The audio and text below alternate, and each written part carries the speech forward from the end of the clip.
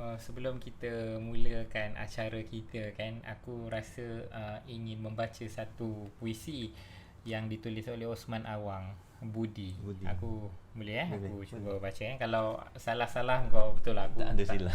aku Terus tak. silakan. Budi kepada penderma tak bernama.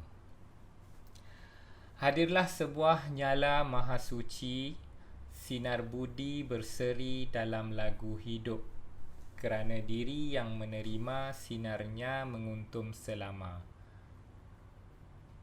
Apakah yang lebih bererti kehadirannya ketika manusia dalam keperluan, tebaran rahmat yang diharapkan selamanya menundukkan hati kemanusiaan. Budi seluruhnya kesucian kehidupan yang memberi merasa maha bahagia, yang menerima memikul beban rasa. Hiduplah ia, hiduplah senantiasa dalam dunia yang semakin miskin dengannya. Taling Jaya, Februari 1962, Budi. Ini adalah salah satu daripada puisi Osman Awang yang ditulisnya sebagai kepada penderma tak bernama. Dan aku terasa ingin memulangkan semula puisi ini kepada Osman Awang, seorang sosok yang telah pergi meninggalkan kita 11 tahun yang lalu, tapi meninggalkan budi yang menggunung tinggi melalui suara sastranya, suara penanya yang tidak pernah berhenti sehingga hari ini. Ken, terima kasih bersama-sama dengan aku.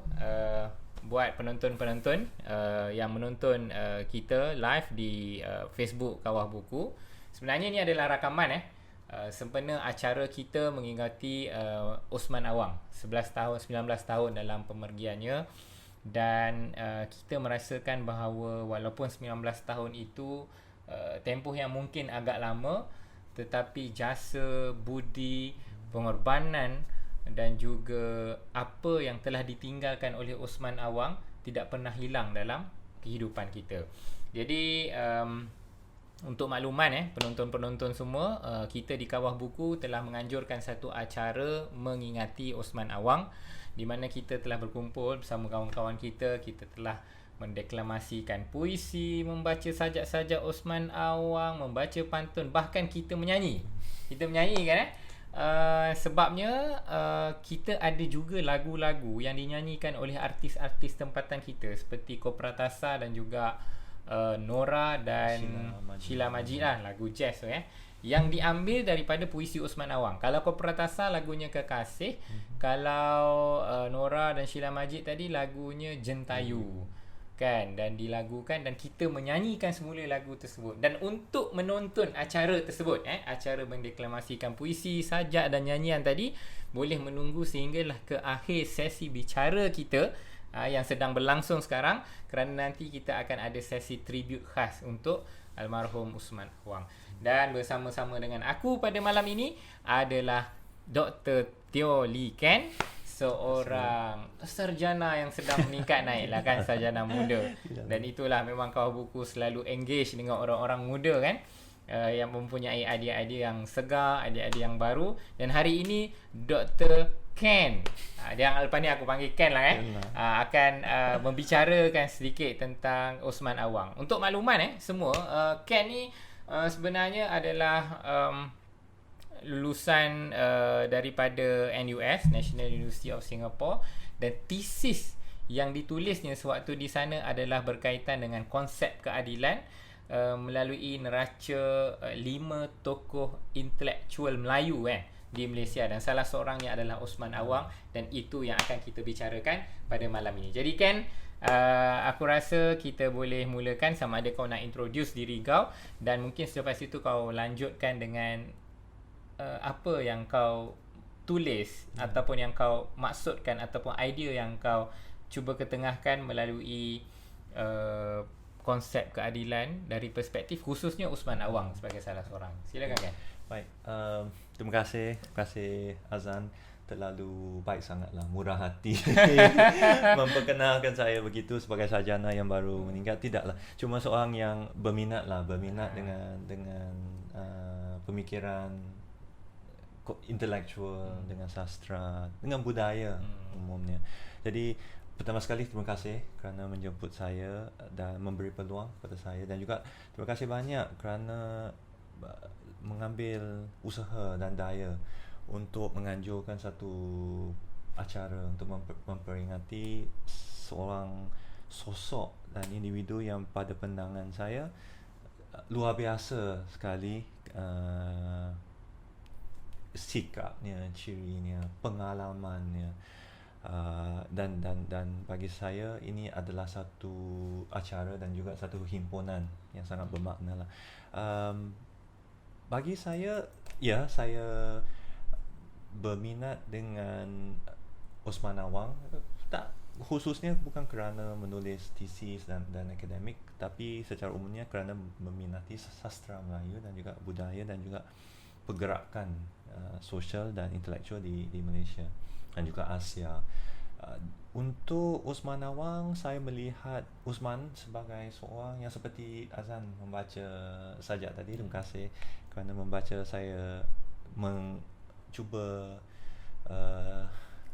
menyelami sajak itu, dan saya terfikir apa yang disebut oleh sastrawan sebelum ni, Muhammad Haji Saleh, yang pernah mengatakan, beliau pernah menulis bahawa Osman Awang ni antara cirinya yang istimewa adalah sebagai seorang individu dan seorang penulis, sastrawan, penyajak, pemuisi yang menghubungkan adab tradisional dan juga tema moden.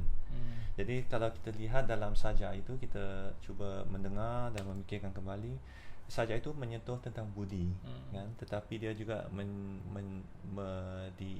diungkapkan dalam konteks modennya 1960 lebih, 62 di Petaling Jaya, dan kemudiannya seperti mana semua karyanya dan ungkapan luahannya tidak terpisah daripada kemanusiaan, kan, budi kemanusiaan. Jadi itu bagi saya salah satu ciri atau unsur yang sangat menonjol lah. Dan tentang kajian saya secara khususnya, saya di sebelum ni di National University Nasional Singapura menjalankan satu research atau penelitian tentang 5 intelektual Malaysia, dan salah seorangnya Osman Awang. Saya mengambil atau saya memilih Osman Awang kerana ada beberapa sebab, tapi yang pertamanya adalah kerana tidak ada kajian terlalu banyak lah yang membincangkan daripada segi sosiologinya, dari segi sejarah intelektualnya tentang budaya dan sastra. Kerana itu saya memilih Osman Awang. Dan kenapa Osman Awang? Kerana fokus atau penegasan Osman terhadap nilai keadilan itu sangat menonjol dan sangat mendalam pada pandangan saya. Jadi contohnya, saya mendengar tadi Azam berkongsi, kan, akan ada kawan-kawan teman-teman kita yang telah mendeklamasi, kan, sajak dia. Ya. Ada dalam rakaman dalam mendeklamasikan puisi itu, kita ada mendeklamasikan antaranya lah, kan. Antaranya adalah kalau ini ada seperti Kekasih ni yang kita nyanyikan, tu kan. Kemudian kita ada Kurang Ajar, ada Penjual Air Batu. Penjual Air Batu, betul.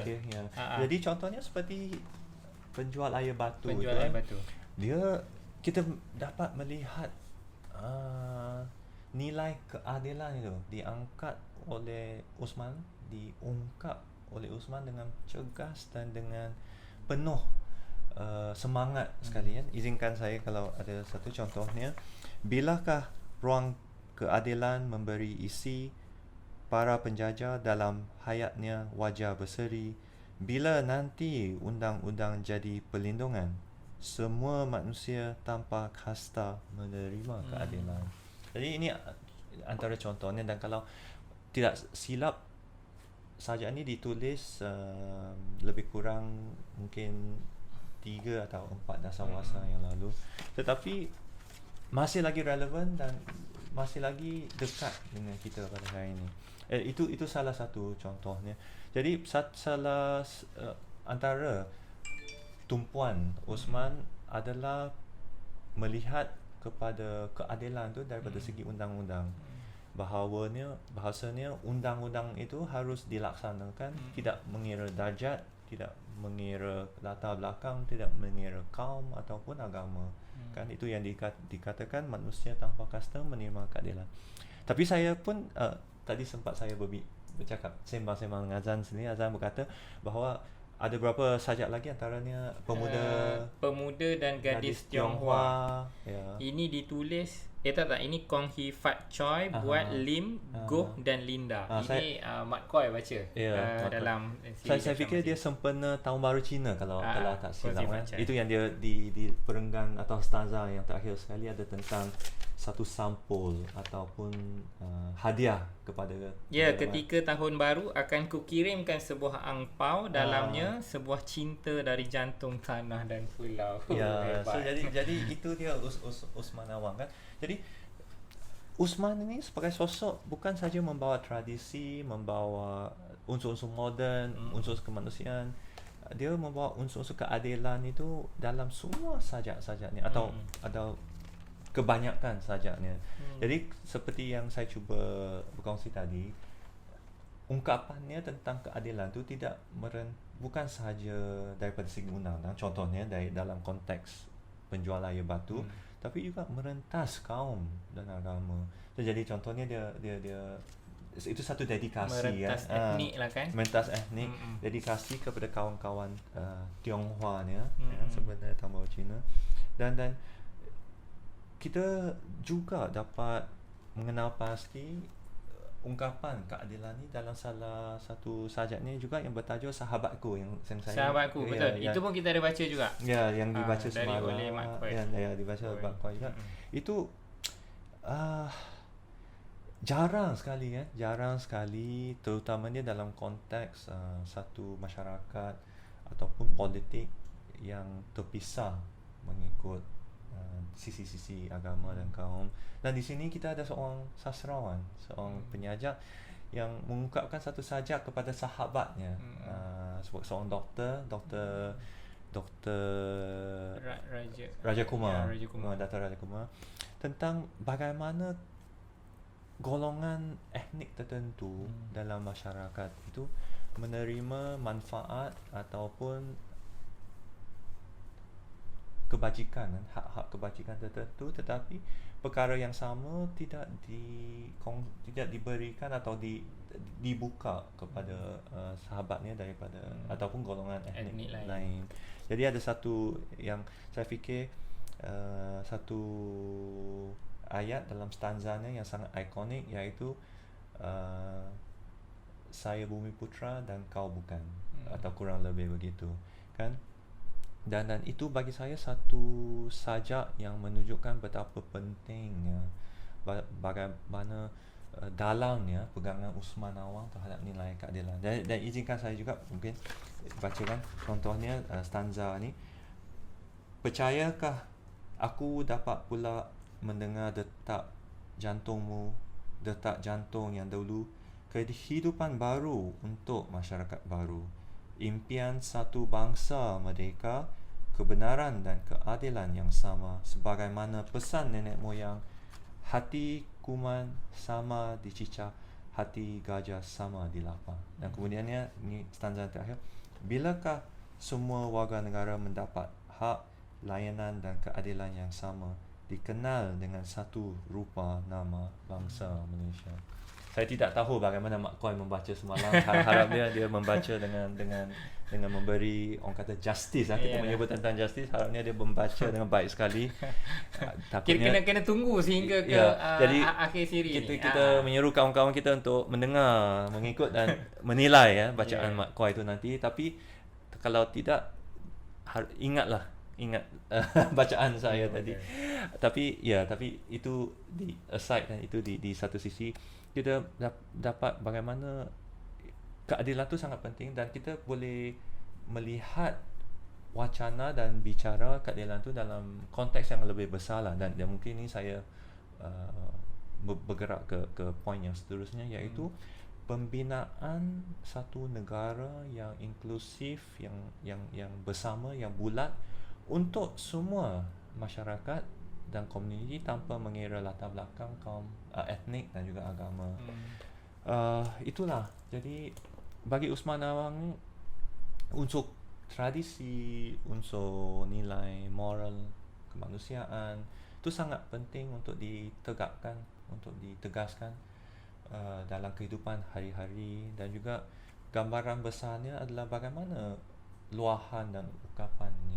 Dan lebih penting lagi saya fikir tindakan, kan? Tindakan sama ada melalui interaksi harian ataupun penulisan ataupun sastra dan sebagainya dapat diungkapkan dan dapat mendorong, kan? Ataupun membentuk satu asas yang kuat untuk pembinaan satu negara Malaysia dan mungkin satu negara, kalau dalam kerangka teorinya, satu negara, projek negara bangsa yang lebih baik untuk semua manusia. Saya kira begitu. Dan aku rasa wajarlah kan daripada selepas 19 tahun, dan apabila kita mengungkapkan tema-tema yang dibawa oleh Usman Awang, topik ini masih dekat dan sangat relevan pada hari ini. Jadi aku rasa dah tak menjadi persoalan pula untuk aku nak tanya kepada engkau apa fungsinya ataupun apakah motifnya selepas 20 tahun kita masih mengingati Usman Awang. Kan, sebab dia masih relevan.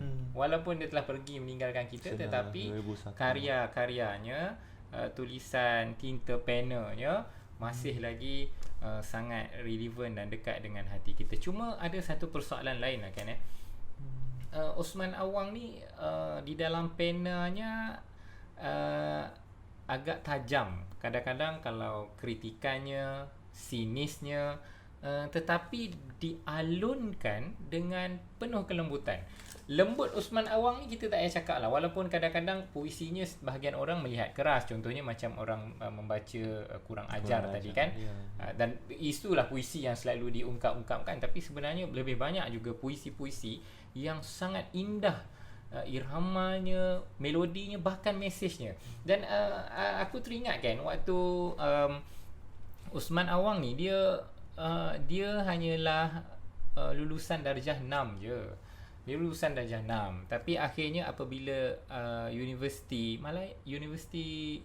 yang memberikan pengiktirafan ijazah kehormat kepada dia, Universiti Malaya, ada satu ungkapan yang aku rasa sangat indah dan menunjukkan betapa humble-nya. Dan kalau kau boleh bagi ruang ke aku untuk aku nak baca, benda ni aku petik daripada buku seorang penyair, Sebuah Benua Rusuh, biografi Usman Awang yang ditulis oleh Muhammad Haji Saleh. Buku ni sebenarnya telah diterbitkan awal dulu pada tahun 2000, pada tahun 2006. Kemudian ini diterbitkan kembali oleh Cert pada tahun 2017. Mana selepas 11 tahun. Ya, buku ni dalam 3 tahun lepas, kan. Tapi antara yang menarik, apabila dikisahkan tentang apabila sebaik sahaja Universiti Malaya memberikan ijazah tersebut, tetapi di luar Dewan Tunku Chancellor, dia tidak dapat mengelak daripada mencari perumpamaan untuk dirinya. Ini dia mengumpamakan diri dia. Saya diibaratkan seperti anak seluang. Dalam kumpulan anak seluang ada seekor yang lepas ke tengah lautan. Anak seluang sepatutnya berada di tepi sahaja. Nasib dan kebetulan dan juga keadaan. Macam mana dia boleh lepas ke tengah? Bukan kerana dia bijak atau kuat. Ada sesuatu yang membawa dia ke sana. Itulah yang saya maksudkan sebagai nasib dan kebetulan dan juga keadaan. Selain daripada itu, ditambah pula oleh persahabatan, perhubungan dan pergaulan dengan orang-orang politik, orang-orang universiti, dan saya selalu terdorong untuk itu. Tapi ini pun bukan saya sahaja. Kan, aku rasa itu adalah ayat yang sangat humble lah, sangat rendah hatinya. Kan, dia tidak mendabik dada sebagai seorang sastrawan diberikan ijazah kehormat. Dia tak kata bahawa aku selayaknya mendapatkannya, tetapi sudahlah mengibaratkan seperti anak seluang yang terlepas seekor ke tengah lautan. Tapi akhirnya ayat, tapi ini pun bukan saya sahaja. Aku rasa itu adalah satu contoh seorang tokoh yang besar, mempunyai idea yang besar, tetapi mempunyai kerendahan hati yang yang aku rasa benda itulah yang telah menawan hati-hati mereka yang membaca puisi-puisi Osman Awang. Cuma kan kita membicara, kita kata Osman Awang relevan 20 tahun lepas sejak daripada dulu sampai sekarang. Namun kalau 20 tahun hari ini kita masih bicarakan tentang Osman Awang, siapa yang sepatutnya untuk kita bicarakan? Kalau 20 tahun yang lepas kita masih lagi hari ini berbicara tentang Osman Awang, siapa yang sepatutnya kita bicarakan pada hari ini? Dalam erti kata yang lain, kau faham lah maksud aku kan? Kalau Osman Awang dulu zamannya, sekarang ni siapa? Saya pun tidak pastilah jawapannya Azan kalau tanya saya. Sebab ya seperti Azan berkongsi tadi lah, orang yang seperti Usman ni tak tahulah, mungkin kita tak akan pernah akan berjumpa dan dapat lagi, kerana konteks yang menghasilkan sosok yang begitu kerendahan hati yang ada pada Usman, nilai yang dipegang. Jadi saya fikir kalau ada orang yang mengatakan bahawa mungkin barangkali setiap zaman boleh melahirkan seorang individu tu saja, mungkin Usman itu orangnya. dan saya tidak pasti kan, saya tidak pasti siapa pada waktu kini yang memegang ciri-ciri yang atau sikap yang luar biasa ni, begitu seperti Usman. Cuma kan, okey, kalau kita melihat balik di zaman Usman itu, yalah memang Osman Awang adalah satu tokoh yang berdiri dengan sendirinya, tapi dalam masa yang sama generasi dia adalah generasi yang ramainya tokoh-tokoh sastra yang bicaranya adalah bicara tentang masyarakat, bicaranya adalah bicara tentang keadilan, bicaranya adalah bicara tentang perlawanan. Kita ada ramai lagi lah tokoh, kalau yang ada sehingga hari ini, sebagai contoh Pak Samad ataupun Disman yang sama-sama seangkatan dengan dia, dan beberapa orang tokoh lagi kan. Jadi bagaimana keadaan dan senarionya pada hari ini? Saya cuba memikirkan, tapi untuk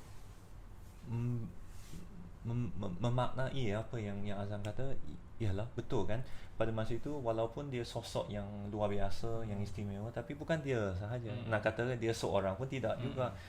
Ada seperti yang kata seangkatannya Pak Samad kan, ada, dan bukan Pak Samad Said, Samad Ismail, ada juga Ashraf, Karisma, semua kawan-kawan baiknya yang dikatakan bergerak sama sekali di Singapura, di utusan dan kemudiannya dalam dan juga asas 50 lah kan.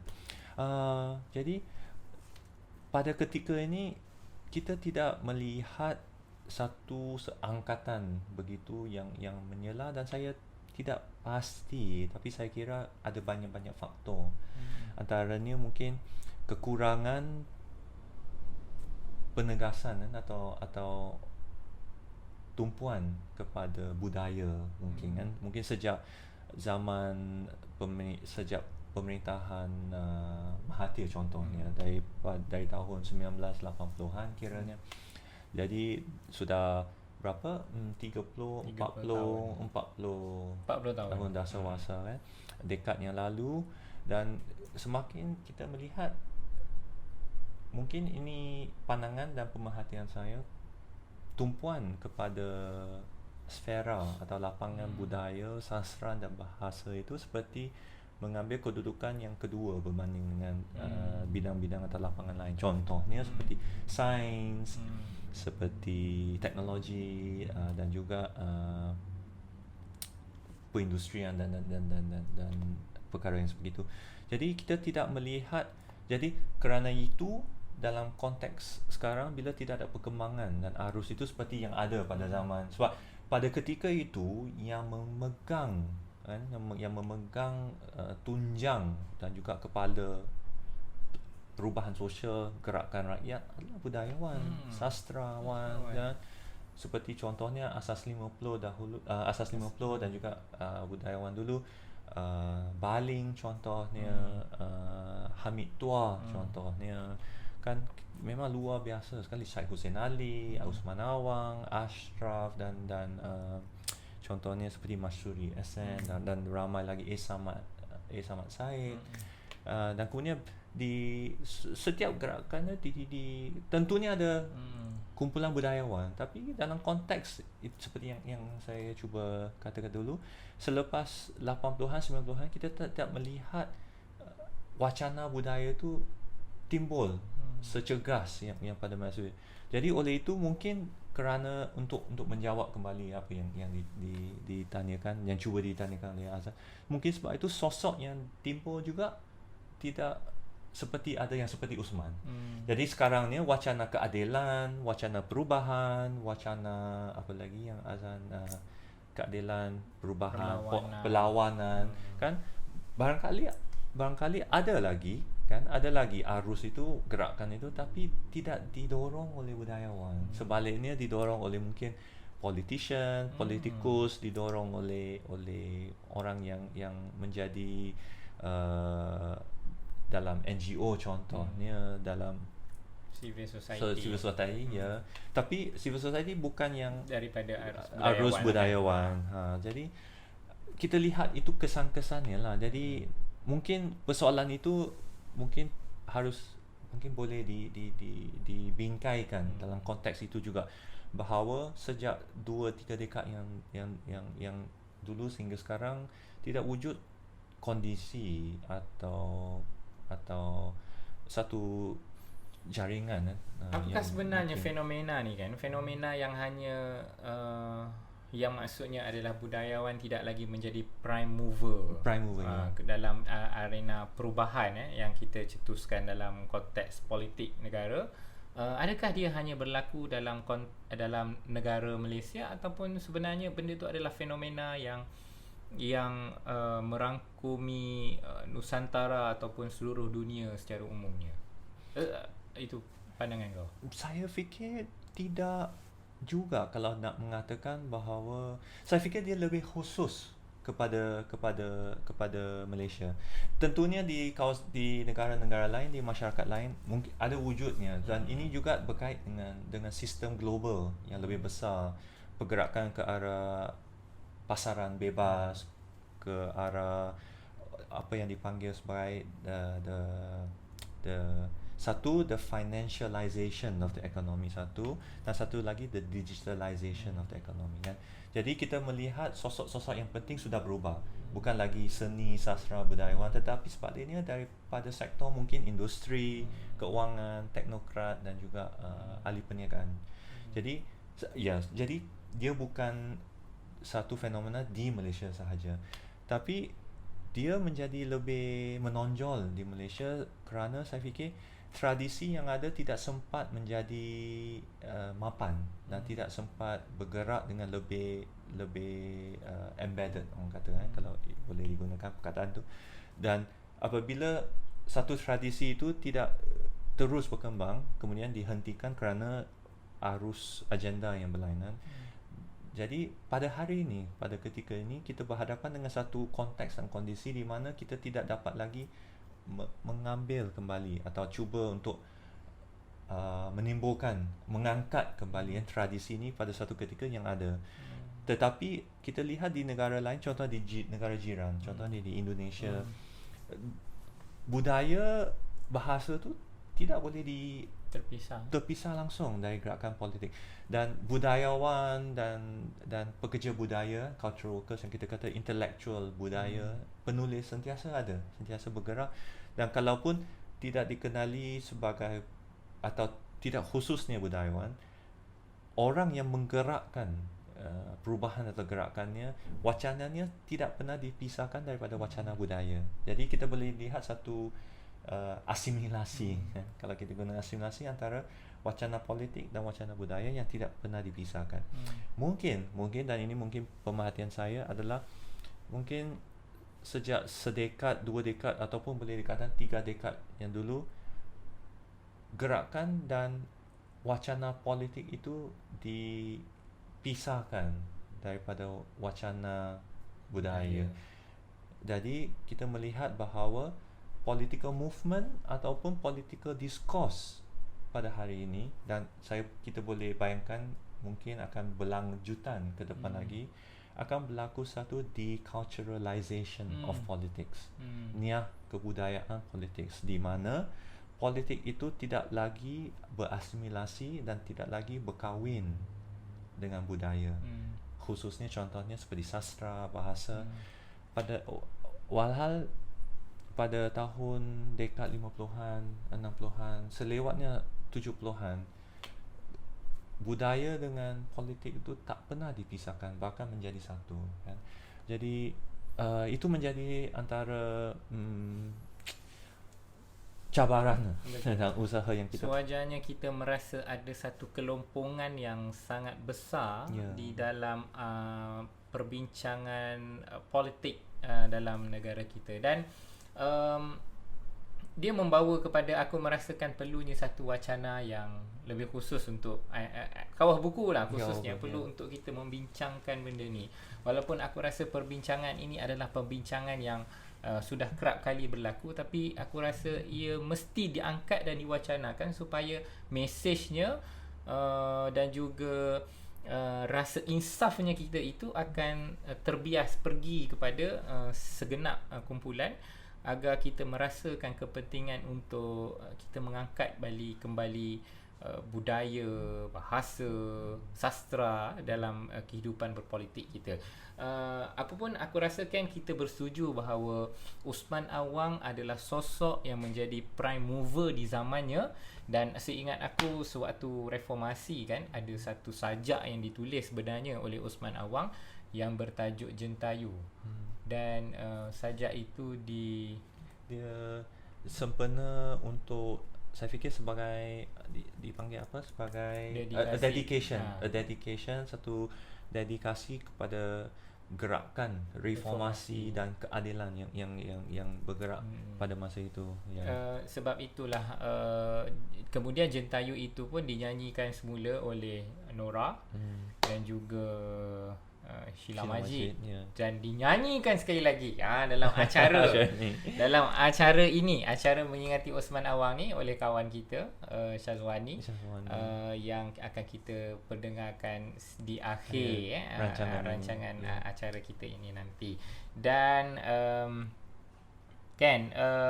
aku ucap terima kasih engkau bersama-sama dengan kita, dan aku rasa ada beberapa perkara yang juga menangkap aku sebenarnya bila sebelum kita menutup siri ni. Aku tak tahu adakah sebenarnya Jentayu tu juga dedikasi dia kepada gerakan reformasi dan Anwar Ibrahim dan juga Azizah. Sebab dia ada tulis tau sebenarnya di dalam tulisan ini, dia ada bercakap tentang orang mungkin akan mempertikaikan sebenarnya kenapa dia menulis dedikasi kepada Anwar Ibrahim dan juga Wan Azizah, tetapi padanya adalah kawannya biar ramai. Kawannya biar ramai. Maksud dia, lagipun dia bukan orang berpolitik dan tidak salah untuk diberikan penghargaan kepada seorang rakannya yang lain. Jadi aku rasa Usman Awang ni memang orang yang lembut hatinya, kan? Jadi aku sebelum aku nak mengakhirkan aku nak sebut juga ada satu puisi ni. Puisi ni sebenarnya dia berkaitan dengan pembangunan, tapi aku rasa aku nak sentuh sebab kerana kerakusan manusia pada hari ini, sajak yang telah lama ditulis ini masih kekal relevan untuk kita bacakan. Ini hanyalah cuplikan Yang sajak mana? Aku tak pasti dia petik daripada mana, sebab ini adalah sekadar cuplikan apabila bercakap tentang alam sekitar. Aku nak cakap bukan hanya kisahnya Usman Awang kepada manusia, tetapi kisahnya juga Usman Awang ni sehingga kepada alam di sekeliling dia. Dan Usman Awang ni dia ada sajak-sajak yang cinta, kekasih dan bersifat personal, tapi banyaknya juga sajak-sajak Usman Awang ini adalah perkara yang konteks pergolakan sosial yang berlaku di sekeliling dia. Surat ini sindiran begini dipanjangkan ke dalam sajak surat dari masyarakat burung kepada Datuk Bandar. Hebatlah. Itu sajak yang cukup baik sekali. Apabila Osman menyebelahi burung yang dimangsakan dan bersama menuduh Datuk Bandar sebagai ketua masyarakat manusia yang telah membunuh kehijauan alam semata-mata untuk mengejar kehijauan ringgit. Akhir sekali katanya, surat ini merayu kebijaksanaan Tuan. Peliharalah tiap pucuk dan akar tumbuh-tumbuhan, tiap helai daun, tiap kelopak bunga, tiap kerimbunan. Itulah rumah kami, kediaman kami turun-temurun, malah demi kesejahteraan manusia kedamaiannya. Aku tak boleh dah, sedih lah. Aku rasa kita telah kehilangan setelah sekian lama seorang tokoh yang sangat hebat, dan aku rasa aku tak sempat untuk bertemu dengan dia samalah.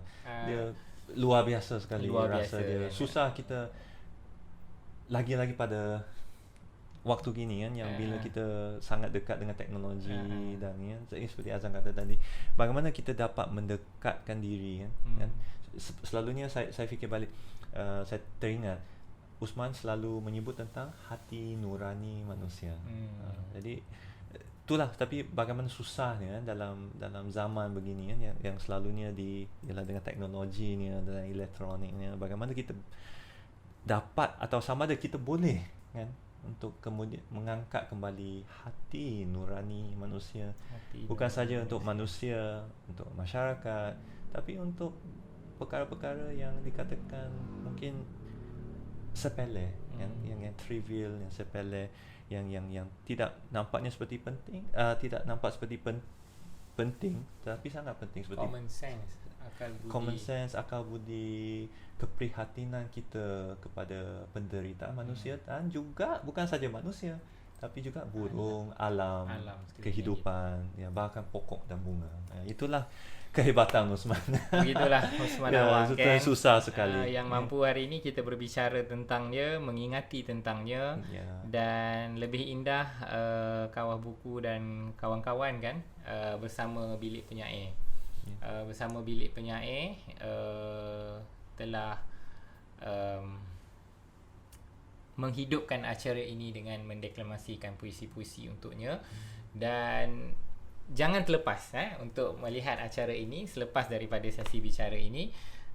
Dengarkan dengan teliti, dengarkan dengan hati nurani, agar terbuka dengan setiap bait-bait indah yang telah dikarang oleh Usman Awang. Terima kasih sekali lagi kan. Terima kasih Azan, dan terima kasih Kawah Buku dan juga kawan-kawan kita yang membaca Kawah Buku dan juga kerjasama Bilik Penyair. Terima kasih kerana menganjurkan acara sebegini, dan moga-moga mudahan ke depan nanti lebih ramai akan membaca dan juga menghayati, mudah-mudahannya, untuk Usman Awang. Terima kasih banyak.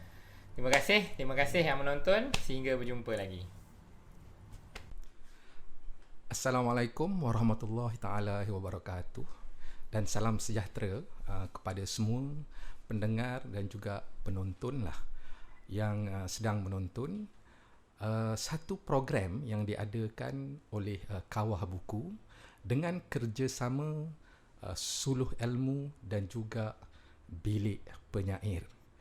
Program kita pada hari ini ataupun malam ini adalah untuk memperingati sastrawan negara kita, iaitu almarhum Usman Awang, seorang sosok yang memang tidak asing lagi di dalam penulisan sastra, khususnya puisi yang saya rasa kalau kita baca tu memang sangat menangkaplah lenggok dan juga intipati yang diajukan oleh Usman Awang. Untuk sesi yang pertama bacaan puisi ini, saya akan membacakan satu puisi yang saya temui daripada satu tulisan yang ditulis oleh Tan Jing Q. Tulisan tu di dalam bahasa Inggeris. Tulisan tu khas untuk Linda Chen. Linda ni adalah salah seorang daripada sahabat Usman Awang. Jadi dalam tulisan tu ada suatu keratan puisi yang dikongsikan oleh Tan Jing Kiu untuk pembaca tulisan beliau. Tulisan beliau itu untuk Linda Chen, tetapi puisi yang diambil, yang diangkat oleh Tan Jing Kiu adalah daripada puisi Usman Awang. Jadi di dalam konteks Usman Awang ni kita dapat melihat beliau merupakan suatu sosok yang saya rasa merentasi etnik, kaum, agama dan juga sebenarnya geografi, kerana Linda Chen dan Tan Jing Kuat ni adalah seorang sahabat, adalah sahabat-sahabat beliau yang berada di Singapura. Jadi sosok Usman Awang ni adalah sosok yang memang merentasi bukan sahaja etnik, kaum dan agama, tetapi juga merentasi batas geografi. Tajuk puisi yang ditulis oleh Usman Awang ini adalah Pemuda dan Gadis Tionghoa, dalam kurungan Kong Hee Fat Choi buat Lim, Goh dan Linda. Okey, Muiz, kita belum perkenalkan lagi kita punya gitaris ni. Gitaris kita ni di dalam sesi memperingati Pak Saku sebelum ini, kita juga memanggil Muiz untuk mengiringi bacaan puisi, dan untuk kali ini Muiz juga akan mengiringi bacaan puisi kita. Okey Muiz, okey. Pemuda dan Gadis Tionghoa, Kong Hee Fat Choi buat Lim, Goh dan Linda. Hari depan yang manis dalam usia tanah air mengisi wajah para pemuda dan gadis Tionghoa. Sederap tumbuh bersama pohon-pohon bumi subur, pucuk getah dan ladang petani disinari matahari timur.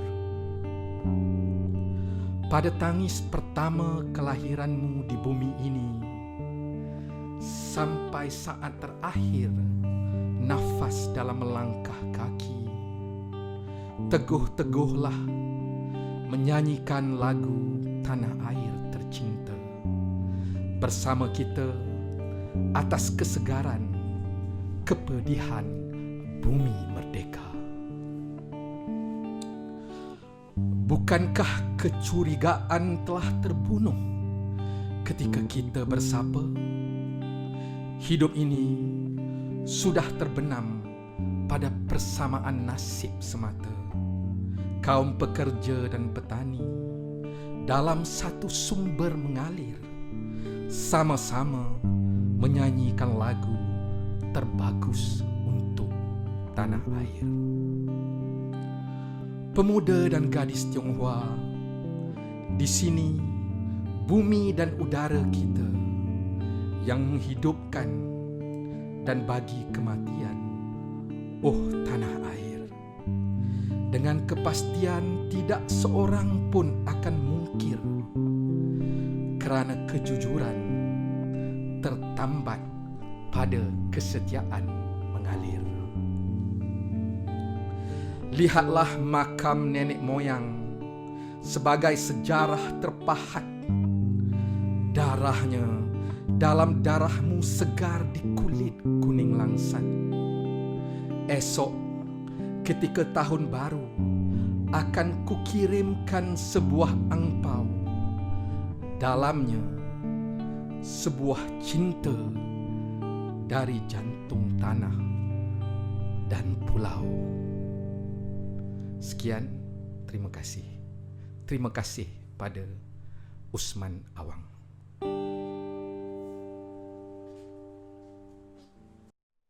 Sebuah perkataan yang paling ditakuti untuk bangsa kita yang pemalu.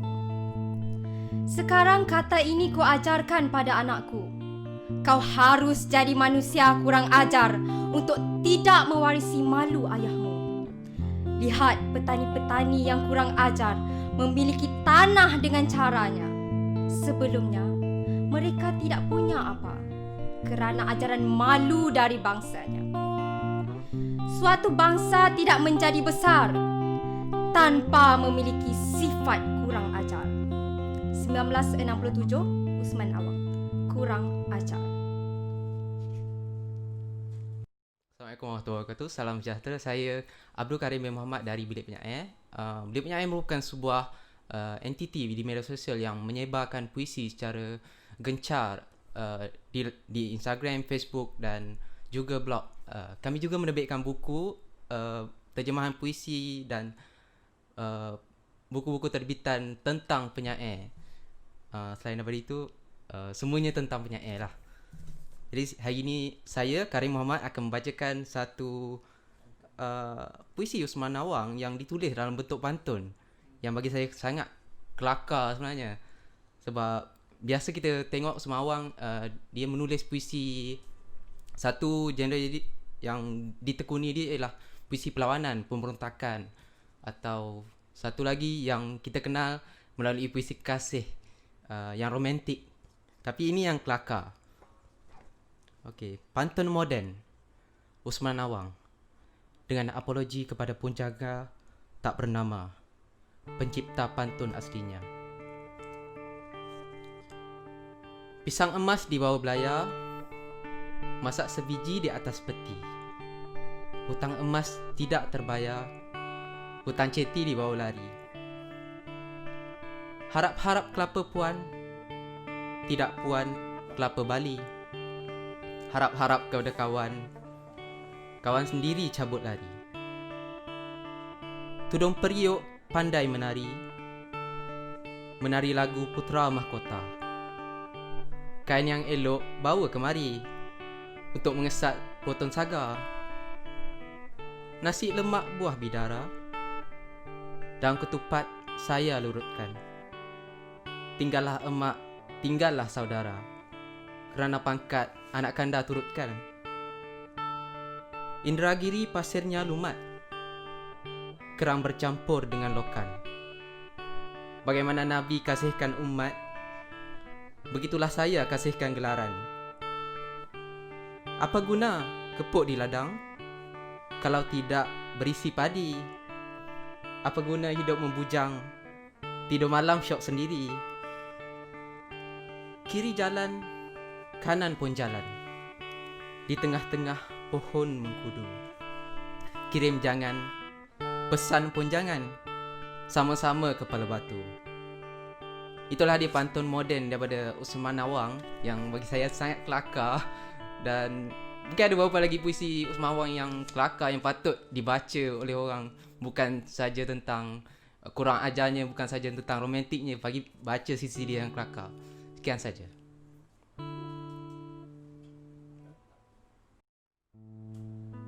Assalamualaikum dan salam sejahtera.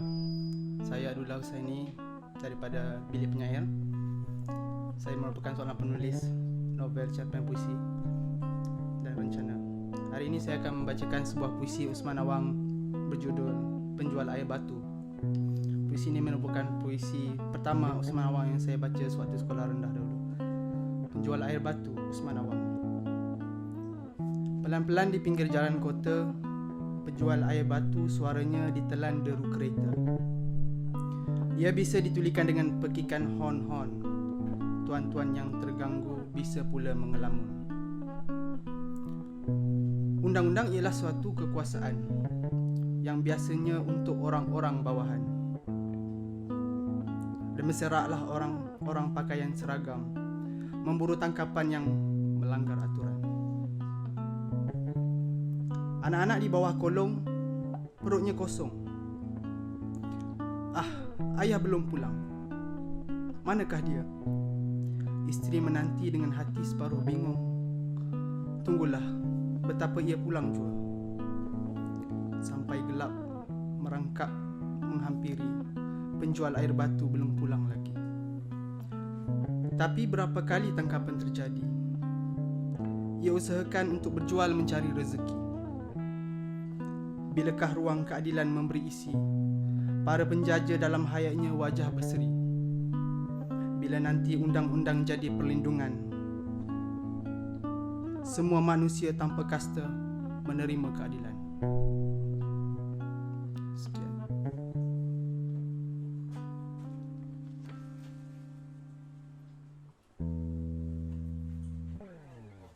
Assalamualaikum dan salam sejahtera.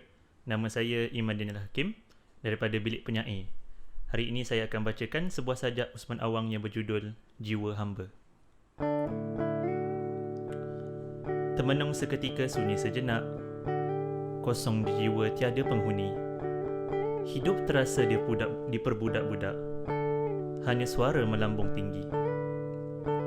Berpusing roda beralihlah masa, pelbagai aneka hidup di bumi. Selagi hidup berjiwa hamba, pasti tetap terjajah abadi.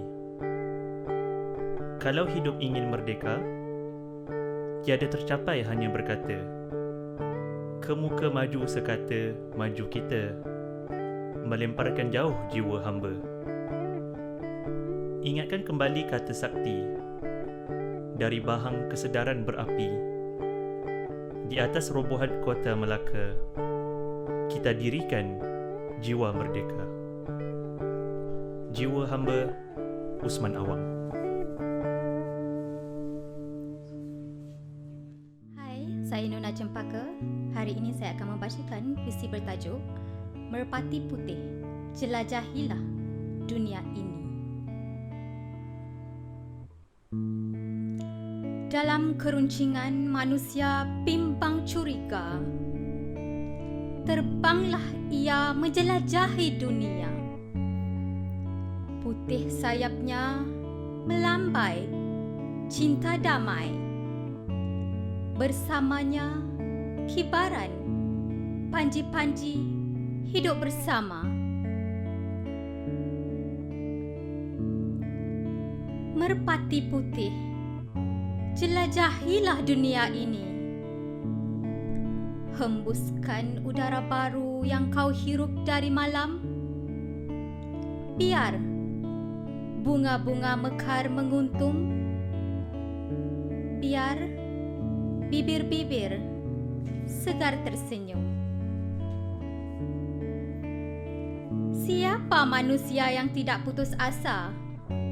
Hiruplah udara baru yang segar berkembang. Isilah dunia ini dengan keyakinan perdamaian. Hembuskan nafas pada malam yang lena. Siapa manusia yang pernah berkhianat? Jadilah debu yang terbang mengakhiri hayat. Duniamu tenggelam bersama patung-patung usang. Di cermin hidup ini, semangat baru memancar terang. Sekian, terima kasih. Aku Fiz, puisi untuk kamu yang kurindu. Ketika mata saling menyapa, senyum berbunga, tasik hatimu kemilau mencecah jiwaku mesra. Betapa debar dada kurnia alam kasih bertahta. Kau datang tanpa suara, menjamahku tanpa sabda. Subur laksana ladang petani di lereng gunung.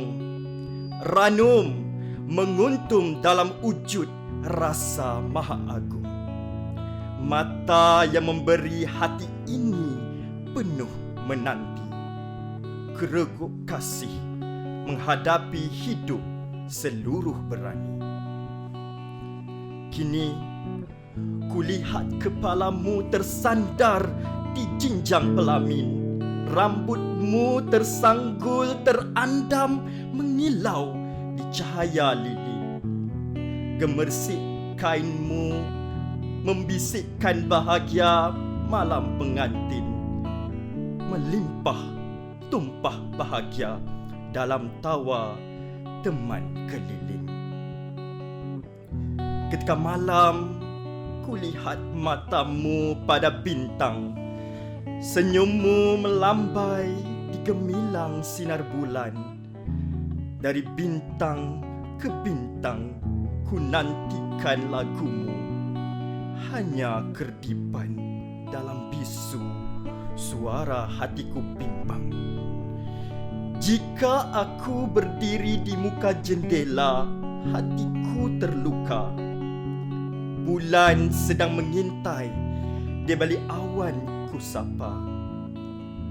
Angin yang datang dari pelaminmu ku tanya. Ia bisar mengabarkan saat adinda sedang bahagia. Dari bintang ke bintang, Usman Awang.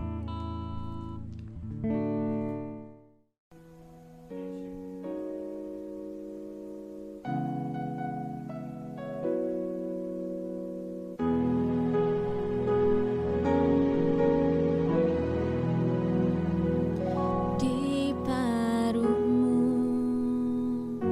kemilauan sinar menyepuhi sejuta rasa kemuliaan di hatimu. Bening budi terdampar di jagat raya. Di sayap taufan kau jelajahi awan gemawang membawa rindu. Kasihmu menentangi kezaliman, ketidakhadilan. Jentayu patah sayap bertongkat paru. Jentayu patah paru bertongkat siku. Jentayu patah siku bertongkat dagu. Jentayu patah dagu bertongkat kuku.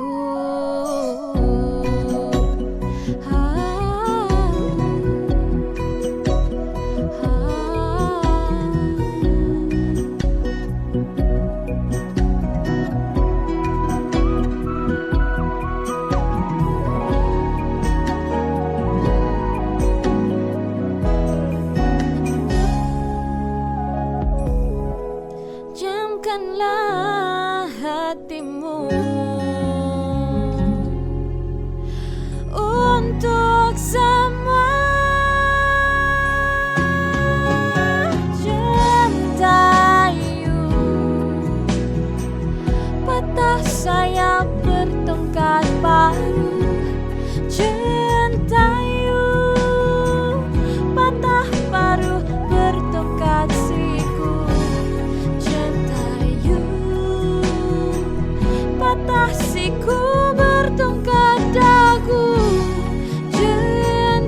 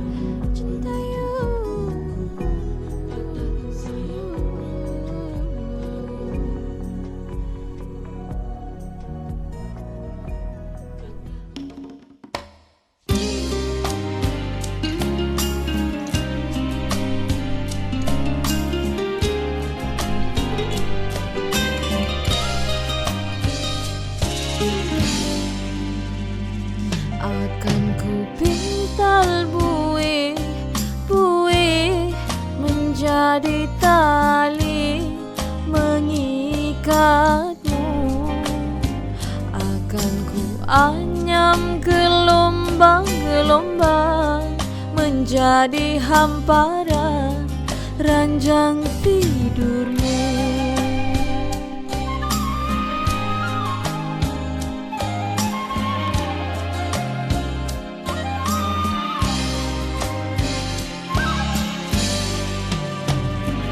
Akan ku tenun awan gemawan menjadi selendang menudungi rambutmu.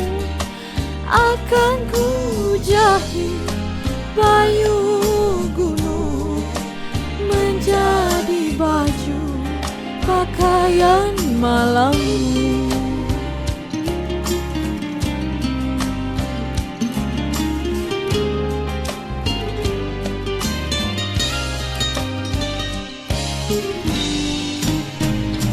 Akan ku petik bintang timur menjadi keronsa menyinari dadamu.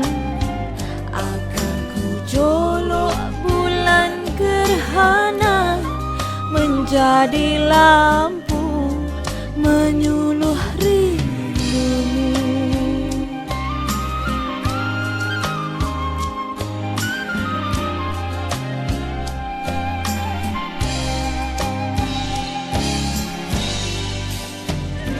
Akan ku rebahkan matahari menjadi laut malammu menghirup sakar madumu. Kekasih, hitunglah mimpi yang membunuh realiti dari syurga ilusi.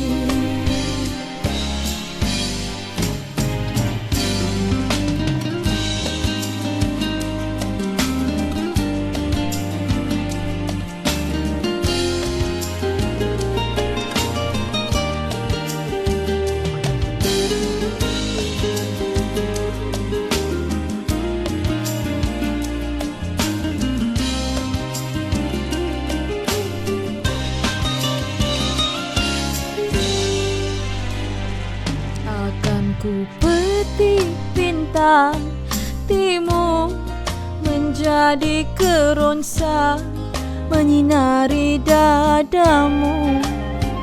Akan ku jolok bulan gerhana menjadi lampu menyuluh rindumu.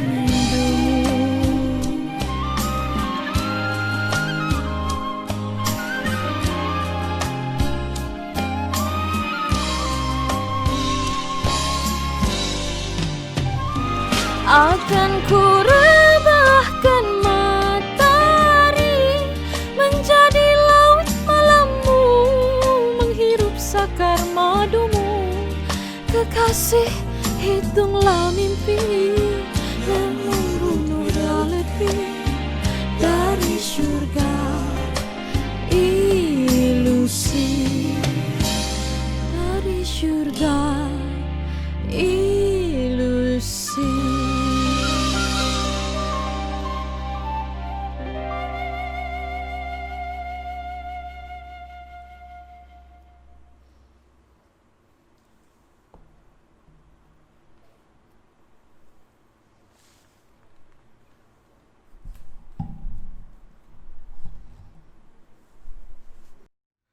Assalamualaikum warahmatullahi taala wabarakatuh. Bertemu sekali lagi lah dengan saya. Puisi yang saya nak baca ni agak panjang sedikit, tetapi ia juga merupakan satu puisi yang saya rasa sangat penting. Dia merangkum semacam pencarian kepada suatu identiti yang berasaskan kepada keadilan dan kesaksamaan. Kalau macam tadi itu, selain daripada Usman Awang, dia merentasi etnik, merentasi agama, merentasi geografi, tetapi di dalam konteks kali ini ia menumpukan puisi ini tentang pencarian identiti Malaysia itu sendiri. Jadi kita akan mulakan dengan tajuk dia, iaitu Sahabatku, ditujukan kepada Dr. MK Raja Kumar. Okey sedia Muiz Okey, terima kasih Muiz. Menemuimu ketika remaja dulu, ketika kemarahan rakyat bermula, di kota raya yang memancarkan suara-suara baru, aku mengenali sekumpulan generasi mahasiswa.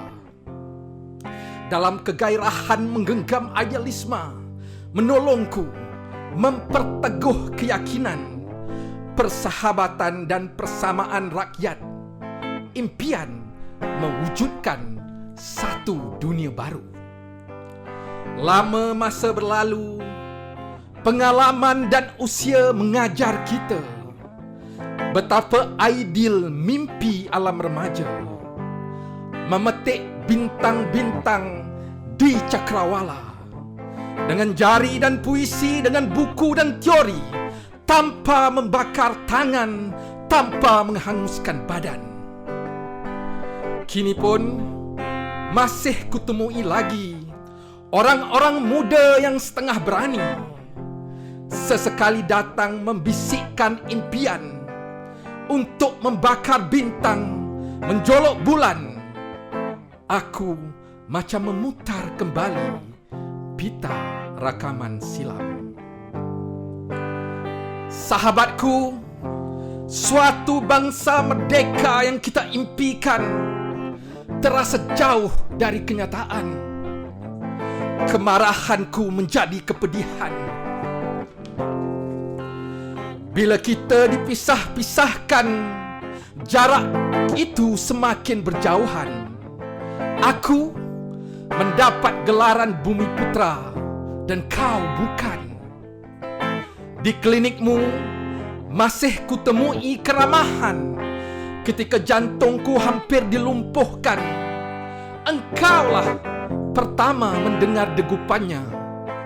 Engkaulah pertama mendengar degupannya, menyukat tekanan darah di salur nadi, melihat paru-paru tuaku kehitaman bersawang, asap rokok yang sangat kau benci. Percayakah aku dapat pula mendengar detak jantungmu, detak jantung yang dulu, kehidupan baru untuk masyarakat baru, impian satu bangsa merdeka. Kebenaran dan keadilan yang sama sebagaimana pesan nenek moyang. Hati kuman sama dicecah, hati gajah sama dilapah. Bilakah kita dapat memadamkan perbezaan keturunan yang kian membakar kita dan membiarkan curahan minyak yang kian menyala oleh mereka yang sering bermuka dua? Bilakah kita dapat mempertaruhkan nasib anak-anak kita yang tak berdosa dan generasi akan datang keturunan kita oleh mereka yang mementingkan laba dan kuasa? Bilakah kita dapat menimbusi jurang perbezaan, kemiskinan dan kelaparan dengan kekayaan berlebihan antara dua golongan dan darjat masyarakat, suatu janji dari erti kemerdekaan rakyat? Bilakah semua warga negara mendapat layanan dan keadilan yang sama, dikenal dengan satu rupa nama, bangsa Malaysia? Itu adalah salah satu daripada ratusan puisi-puisi yang dikarang oleh Usman Awang, dan ini juga merupakan suatu puisi yang kita sendiri sebagai rakyat Malaysia sedang bergelut mencari bangsa Malaysia lah. Jadi untuk program memperingati pemergian Allahyarham Usman Awang, saya ingin menyampaikan ucapan berbanyak terima kasih kepada semua yang terlibat. Muiz yang daripada tadi lagi mengiringi kita dengan pelbagai alunan irama gitar yang melatari bacaan puisi. Begitu juga kawan-kawan daripada bilik penyair iaitu Karim, Iman dan Dolah. Begitu juga kita ada perwakilan daripada kaum perempuan yang turut bersama-sama kita untuk meraihkan majlis ini, iaitu Nona Cempaka, Nisa dan juga Wani yang mendendangkan lagu daripada puisi-puisi Usman Awang. Dan tidak kita lupakan juga yang bersemangat tadi yang membaca di dalam alunan suara yang sangat indah, iaitu Fiz yang mahu dikenali hanya sebagai Fiz. Dan tidak dilupakan juga saya rasa kepada teknikal di belakang sana tu, iaitu Iskandar, dan juga yang memegang kamera tak penat-penat dia pegang kamera dengan tangan dia, kemudian nak set up lagi dengan lampu dan sebagainya, iaitu saudara Azan.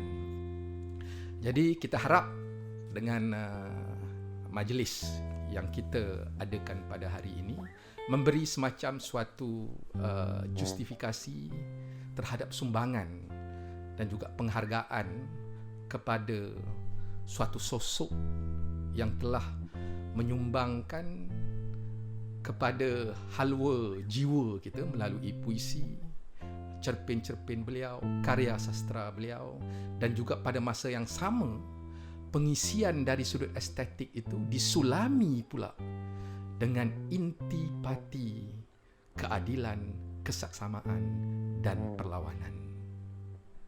Jadi seperti mana sebuah bahtera yang pada akhirnya perlu melabuhkan sauhnya sebelum kita bergerak meneruskan perjalanan yang lain.